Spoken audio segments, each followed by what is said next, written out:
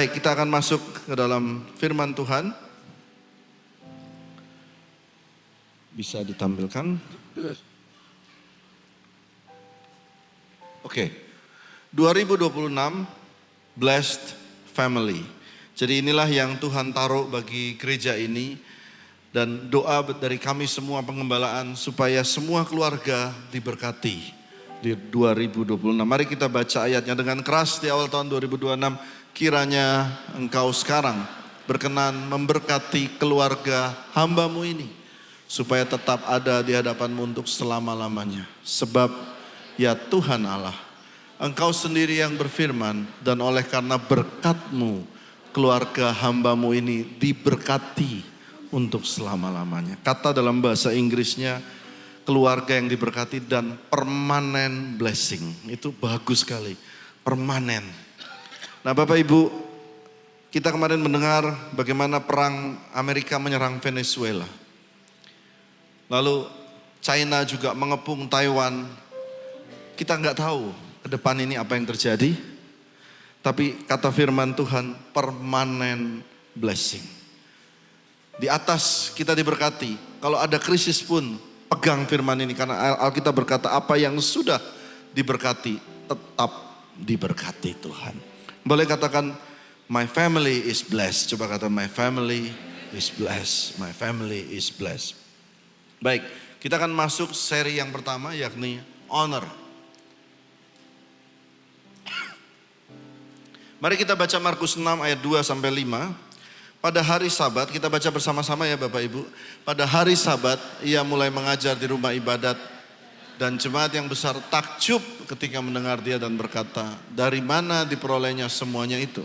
Hikmat apa pulakah yang diberikan kepadanya? Dan mujizat yang demikian bagaimana dapat diadakan oleh tangannya? Ayat 3. Bukankah ia ini tukang kayu, anak Maria, saudara Yakobus, Yoses, Yudas, dan Simon? Dan bukankah saudara-saudaranya yang perempuan ada bersama kita?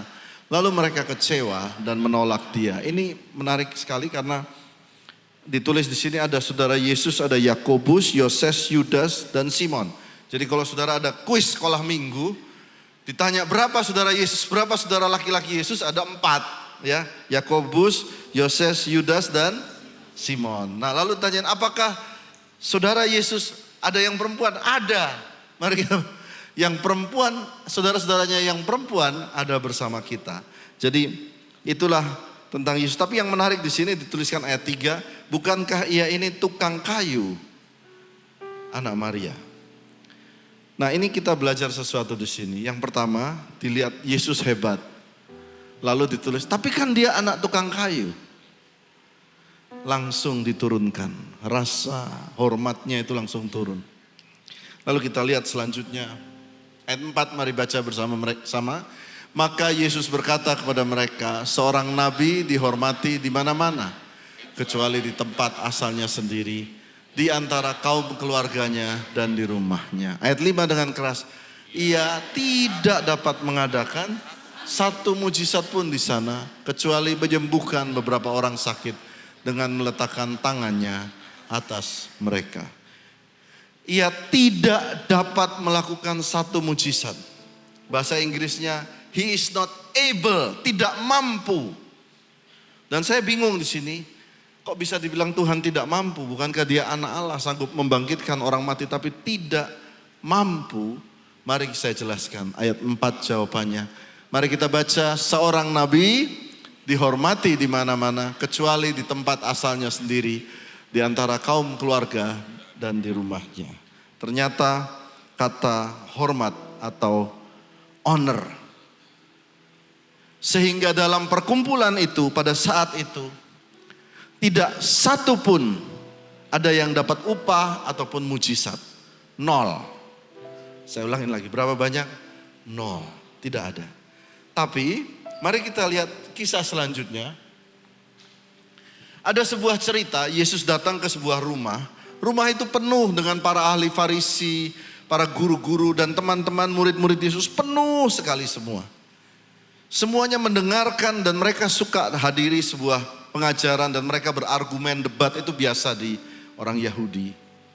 Lalu tiba-tiba turunlah Ada orang sakit diturunkan dari atap, seperti ini turun dari atap, diturunkan pakai tali. Begitu turun pakai tali, sampai ke bawah, Yesus berkata, dosamu sudah diampuni. Aneh kan? Waktu dia berkata dosamu sudah diampuni, maka berkatalah mereka dalam hatinya, ini orang siapa kok mau mengampuni dosa? Bukankah Allah saja yang sanggup mengampuni dosa? Dan mereka mulai memandang rendah dalam pikiran mereka. Nggak ngomong ya, dalam pikiran mereka. Lalu Alkitab menuliskan, dan Yesus mengetahui hati mereka. Lalu dia berkata, hai anakku, bangunlah, angkatlah tilammu dan sembuh. Dan dia sembuh.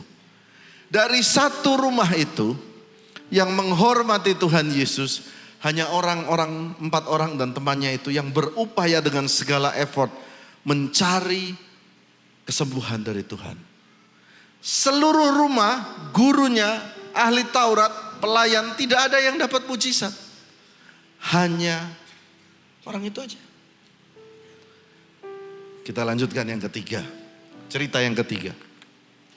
Semua sudah tahu perwira, saudara lihat gambar ini seorang perwira. Mari kita baca sama-sama. Yesus berkata kepadanya, mari kita baca ayat 7. Yesus berkata kepadanya, aku akan datang menyembuhkan hambamu. Ayat 8. Jawab perwira itu kepadanya, Tuhan, aku tidak layak menerima Tuhan dalam rumahku. Katakan sepatah saja, maka hambaku itu akan sembuh. Ayat 10. Setelah Yesus mendengar hal itu, heranlah ia dan berkata kepada mereka yang mengikutinya, aku berkata kepadamu, sesungguhnya iman sebesar ini tidak pernah kujumpai pada seorang pun di antara orang Israel. Dan yang menarik di sini adalah perwira itu adalah orang Roma. Dia penjajah berbicara kepada yang dijajah. Yesus si tukang kayu. Aneh ya. Harusnya Yesus yang menghormati dia, tapi dia menaruh Yesus di atas jabatan dan rumahnya. Aku tidak layak menerima Tuhan. Dan seketika itu juga sembuhlah hambanya. The reward is been taken. The miracle. Ada 4 tahap yang menarik yang diajarkan Tuhan Yesus. Tapi kita seringnya cuma baca satu, yang bagian bawah. Yuk kita baca pelan-pelan. Matius 10 ayat 40 sampai 42. Barang siapa menyambut kamu, ia menyambut aku. Dan barang siapa menyambut aku, ia menyambut dia yang mengutus aku. Kata menyambut aku ini artinya menerima dengan baik atau menghormati Tuhan dengan baik. Waktu kita duduk di sini, apakah kita menerima Tuhan dengan baik? Atau hanya saudara berpikir, halah, khotbah apa lagi nih? Dan saudara main handphone. Tidak menyinggung saudara.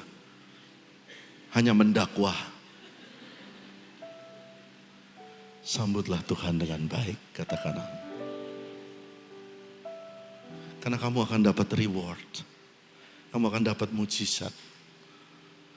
Barang siapa menyambut, menghormati aku, ia menyambut dia yang mengutus aku. Waktu kamu menyambut Tuhan dengan baik, Bapa di surga buka tingkap-tingkap langit. Lalu kita lihat ayat 41, baca sama-sama 1, 2, 3. Barang siapa menyambut seorang nabi sebagai nabi, ia akan menerima upah nabi. Dan barang siapa menyambut seorang benar sebagai orang benar, ia akan menerima upah orang benar. Lihat baik-baik. Yang pertama, barang siapa menyambut Tuhan dengan cara yang benar. Dia menyambut Allah Bapa ya, menghormati. Yang kedua ditulis, barang siapa menyambut seorang nabi, seorang pemimpin agama, gembala. Nanti saya jelaskan. Pimpinan gembala ini artinya pimpinanmu di kantor juga. Mungkin orang tuamu di rumah. Maka engkau akan mendapatkan upah seorang nabi. Saya ingat ini ada ibu, istrinya Pak Han dari Australia. Tadi yang nyanyi anaknya. Waktu saya ketemu beliau, saya lihat beliau plan, saya langsung, Mak belikan jaket Jaket buat Pak Anhan waktu di Australia. Saya belum kenal terlalu beliau, saya just give him, hormati dia. Dan saya bilang, Pak, Bapak melayani Tuhan begitu rupa. Melayani orang-orang penjara, orang-orang imigran di Australia. Ini dari Tuhan. Ingat ya Bu ya waktu itu ya, kasih jaket. Tuhan mau melayani Bapak. Dia Pak Hanhan habis itu datang ke gereja kita Bu. Waktu itu gereja enggak ada. Belum ada ini gedungnya. Lalu dia angkat batu bata dan dia berkata, Tuhan, ini gereja jemaatnya belum ada, uangnya juga enggak ada. Lalu dia berteriak, Grace, Grace, anugerahmu, anugerahmu. Dia berteriak begitu. Terus apa yang terjadi? Apakah ada petir? Enggak ada. Ada bunyi jangkrik aja, krik, krik, krik, krik, krik. Tapi oleh doa itu, gereja bisa ada sampai hari ini. Saudara berikan tepuk tangan buat Tuhan Yesus. Jadi siapa menyambut Nabi? Saya ingat setiap kali saya ketemu hamba Tuhan, setiap di airport. Kalau di sini ada hamba Tuhan, kalau ketemu saya tanya. Saya dulu pernah ketemu Pak Alex Bu di hotel. Dia bersembunyi di belakang tiang, dia nggak mau ketemu orang. Saya bilang istri, cepat-cepat kasih uang berapa yang ada tuh? Kasih uang berapa? Masukkan, hormati dia. Mungkin dia sedang susah mau bayar breakfast nggak bisa, kasih dia uang. Lalu saya taruh uang, saya kasih, Pak Alek ini. Terus dia mau terima kasih, saya udah hilang. I try to respect him as a man of God. Hormati dia. Lalu Pak Aleknya jadi datang ke sini. Lalu dia bilang, nanti satu hari, waktu gereja masih di Bedeng, satu hari, kamu lihat gereja ini akan terbesar di Jakarta Timur. Saya bilang, halah. Istriku bilang, enggak lah. Waktu itu. Dan upah itu turun, mujizat. Because you respect, menghormati. Lalu yang ketiga dia berkata, barang siapa menyambut seorang benar. Ini artinya level ketiga teman-teman kita. Menyambut orang benar, teman-temanmu, istri, suami, orang-orang di sekitar kita. Dengan menghormati dia dengan benar, kamu akan menerima upahnya. Lalu yang ayat 42 yang terakhir baca bersama saya. Dan barang siapa memberi air sejuk secangkir saja kepada salah seorang yang kecil ini. Karena ia muridku. Stop dulu. Yang keempat. Yang pertama pada Tuhan. Yang kedua kepada pimpinan atau kepada pendeta. Atau orang tua itu sama ya. Yang ketiga kepada orang-orang sekitar kita. Yang keempat dikatakan kepada orang kecil. Yang menariknya baca ayat ini bahwa kepada orang kecil tidak ditulis suruh menyambut tapi memberi. Keren banget ya. Jadi kalau saudara lihat orang susah, beri aja. Yang ada, nggak usah dikasih filosofi. Saya akan merubah mindset kamu, nggak usah, kelamaan. Just give. Orang perlu makan kok mau rubah mindset, kasih aja makan. Katakan amin. Seru ya belajar Alkitab. Kita lanjutkan. Nomor 1, menghormati Tuhan. Mari kita lihat Matius 15 ayat 8 kita baca dengan keras sama-sama. Bangsa ini memuliakan aku dengan bibirnya, padahal hatinya jauh daripadaku. Yang pertama, muliakan Tuhan itu ada 2. Yang pertama dengan nyanyian kita, mulut kita, tapi dia mau minta lebih hati kita. Hati kita. Lalu yang selanjutnya ditulis, mari baca sama-sama. Muliakanlah Tuhan dengan hartamu dan dengan hasil pertama dari segala penghasilanmu. Itu ditulis oleh Salomo, orang yang terkaya. Kenapa ditulis oleh, saudara mesti harus mengerti ini firman Tuhan. Kenapa ayat muliakanlah Tuhan dengan hartamu itu ditulis Salomo? Karena memang Salomo kaya. Jadi dia memuliakan Tuhan dengan apa yang dia punya, dengan hartanya. Waktu orang kusta datang kepada Tuhan Yesus, dia memuliakan Tuhan. Apakah dengan harta? Tidak. Dengan tersungkur kepada Tuhan. Dengan badannya. Dan sambil berteriak nyaring, terima kasih Tuhan. Betul kan? Dengan apa yang ada itu namanya menghormati Tuhan. Hormati Tuhan. Gereja, saudara datang jangan terlambat. Saudara datang sungguh-sungguh. you will be blessed. Ya, kita masuk ke yang kedua. Menghormati nabi atau pemimpin. Nah, ini ada sebuah cerita. Ini adalah gambar Musa, Harun, dan Miriam. Harun dan Miriam ini ngomong jelek tentang Musa. Lalu kita baca ayatnya sama-sama. Mengapakah kamu tidak takut mengatai hambaku Musa? Sebab itu bangkitlah murka Tuhan terhadap mereka. Lalu pergilah ia. Ayat 10. Dan ketika awan telah naik dari atas kemah, maka tampaklah Miriam kena kusta. Lihat baik-baik ya. Ini tadi saya belum sempat jelaskan di ibadah 1. Kusta itu kulitnya tidak ada perasaan lagi. Dicubit, gak sakit. Bahkan beberapa tangan bisa lepas, itu kusta. Nah, kusta itu karena kalau kita belajar sini karena tidak menghormati. Dan Tuhan langsung dishonor spirit itu Tuhan gak suka. Orang yang gak bisa menghormati, itu Tuhan gak suka. Contoh, waktu Nuh, kita kemarin ingat cerita Nuh ya. Orang tuanya telanjang, dijelekan sama anak, langsung Tuhan hukum, diturunkan derajatnya. Setiap dishonor, Tuhan tidak suka dan menunjukkan nggak mau gitu loh. Jadi hormatilah mereka. Nah, ini penting. Saya mencoba menjelaskan gimana caranya ya. Begini saudara. Setiap kali gereja pecah atau gereja ada masalah, itu mulanya selalu dari tidak menghormati pendetanya. Kemarin saya ketemu dengan seorang pemusik pemain keyboard. Melayani Tuhan 15 tahun mungkin, maybe. Lalu dia berkata, saya mau ngomong. Zaman sekarang ini ya, gereja itu cuma menyembah pendetanya. Lalu dia berkata, dan yang kedua gereja zaman sekarang ini cuma menyembah donaturnya loh. Terus saya tanya, kamu gereja di mana punya pemikiran seperti itu? Kemana kamu pergi? Siapa yang ngajarin kamu sampai punya pikiran seperti itu? Saya melihat saya bilang, mungkin awalnya kamu gak hormati Tuhan. Lalu kedua kamu mulai tidak menghormati gembala. Setelah itu semua terjadi, mulai tidak menghormati, percayalah, kamu nyanyi gak ada rasa. Orang khotbah gak ada rasa. Semua jemaat diberkati, pelayan-pelayan singer musik nongkrong di sana, makan nasi goreng. Betul gak? Bukan di gereja ini, di Australia. Di Australia. Betul gak? Lalu pindah gereja. Karena apa? Karena tidak menghormati Tuhan terlebih dahulu. Akhirnya seperti kusta, gak rasa lagi. Lalu bilang, pendeta saya gak rasa.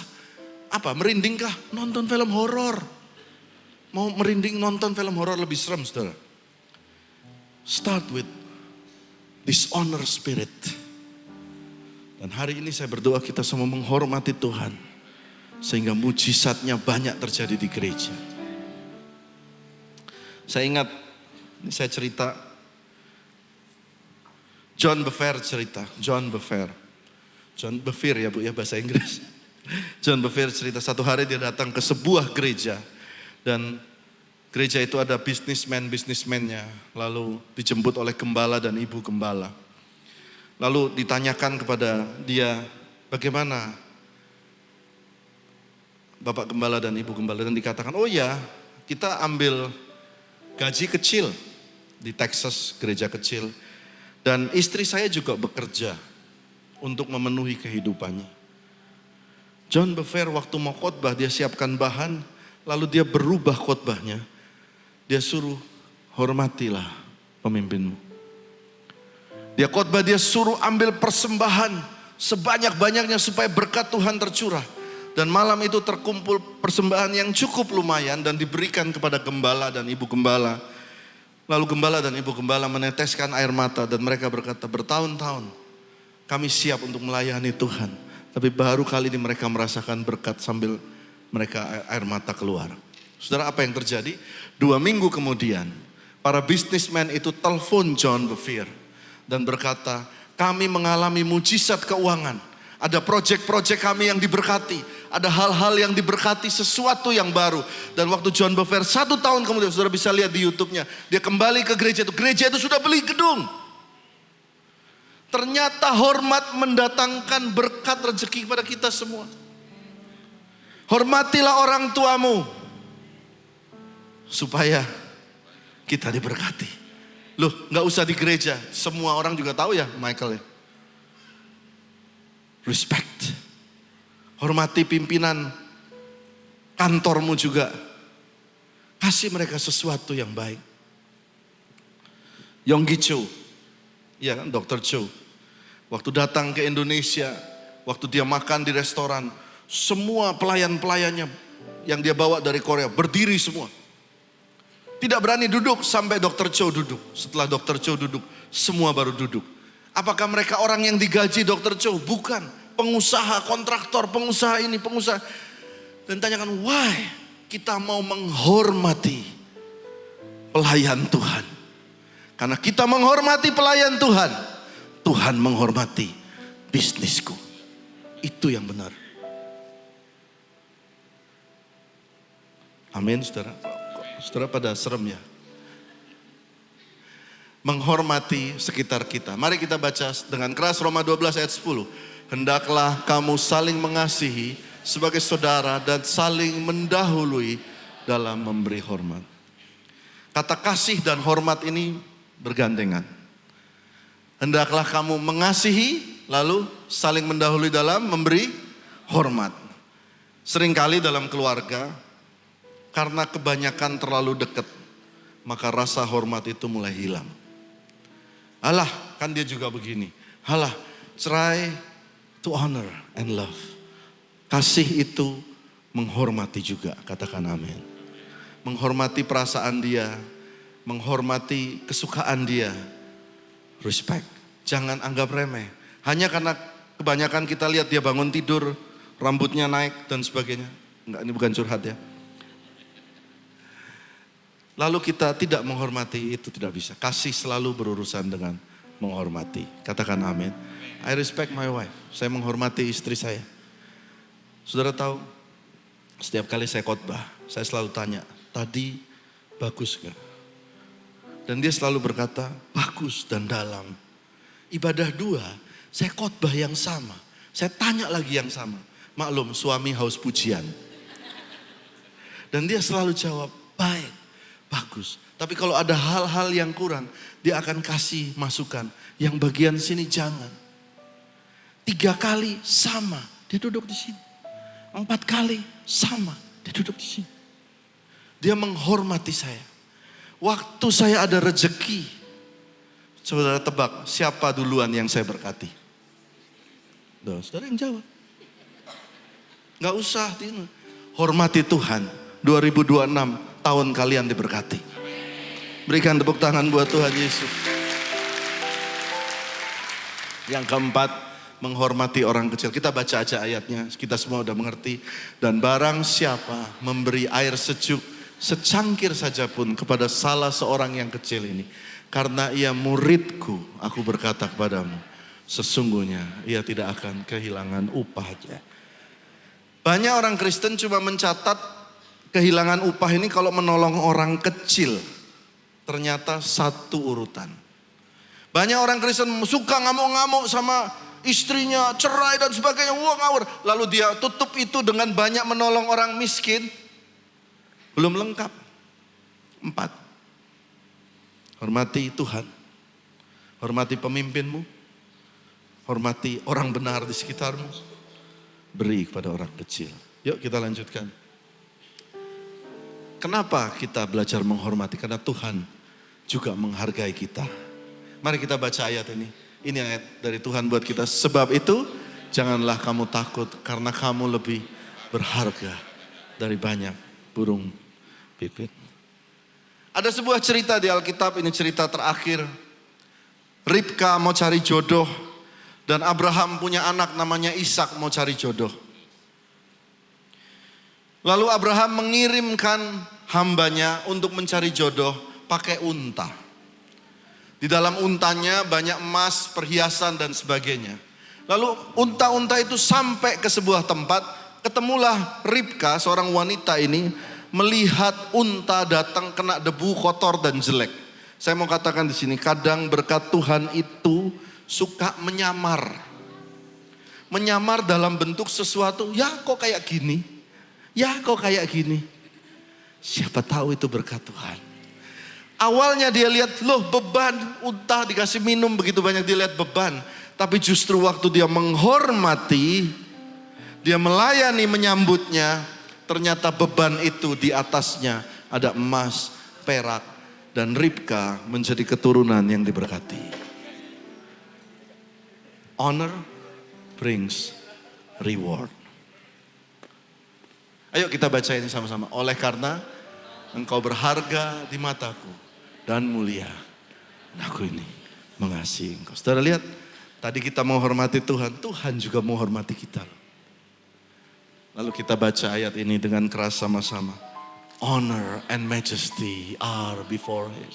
Strength and gladness are in his place. This is his place. Ini rumah Tuhan. Ada honor, majesty, strength, gladness. Lalu ayat selanjutnya dengan keras sama-sama. Give to the Lord, all families of the people. Give to the Lord glory and strength. Dan dia akan memberkati kita. Berikan tepuk tangan buat Tuhan Yesus.